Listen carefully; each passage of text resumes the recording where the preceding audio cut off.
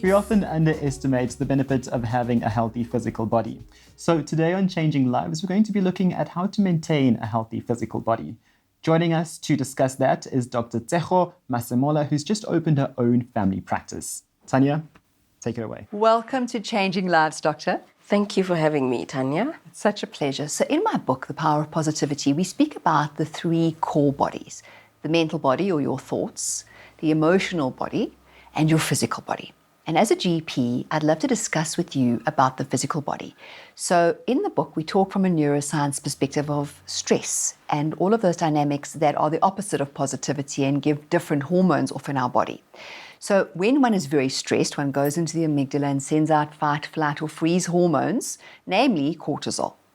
And the knock-on effects of cortisol are numerous. And I'd love to discuss a few of them with you today. So if someone is incredibly stressed and they're producing cortisol on a perpetual basis and they are not sleeping, what are the ramifications on the physical body of a lack of sleep?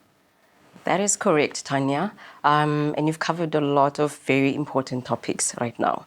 So the physical ramifications of sleep, like with the patients that I generally tend to see at my practice, they come in complaining about difficulty in sleeping, and you need to make sure that you differentiate between are you having difficulty falling asleep or are you having difficulty staying asleep. So those are two different aspects that we can try and manage. When they do say they have those difficulties, we also ask them about their sleep hygiene. What do you do before you go to sleep? Are your lights off? Are you constantly on your phone? Are you busy? Are you stressed? Are you just finishing that last assignment, that email? And then when you do have difficulty in staying asleep, what do you do to try and continue falling asleep? Do you go back on your phone? Do you switch on the lights? Do you do a little bit of exercise? So once we've determined what exactly is happening around your sleep hygiene, then we can try to help assist in helping you fall asleep. So the ramifications of sleep, once again, what brings our patients into the practice is that they are irritable at work, they are not functional at work, they are not highly productive, they tend to have low productivity, and the boss tends to complain about their work ethic and their work, the deadlines get missed. So those are the things that are very problematic to our patients.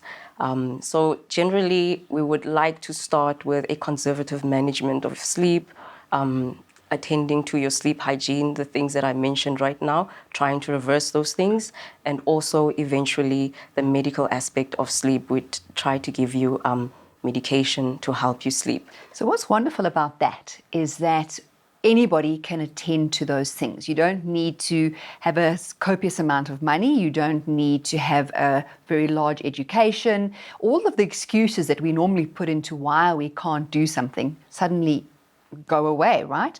So the thing that I use is I actually meditate before I go to sleep, which I believe actually works with your neocortex. And some studies have been done from an MRI perspective discussing the benefits of meditation prior to sleep. So, there's a lot of things we can do where we can follow on from those things. What about exercise?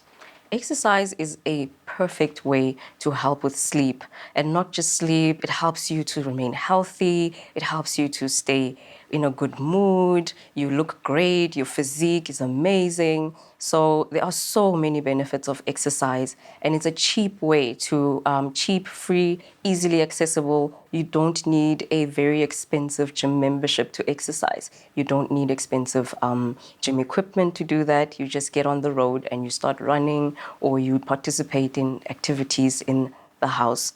And it's just as easy as going on the internet and finding out what exercises you can do in the household. So it's a very, very, very effective way of remaining healthy, remaining in a good mood, and looking great in the same time. Amazing. So the takeout is there are two very simple things we can do.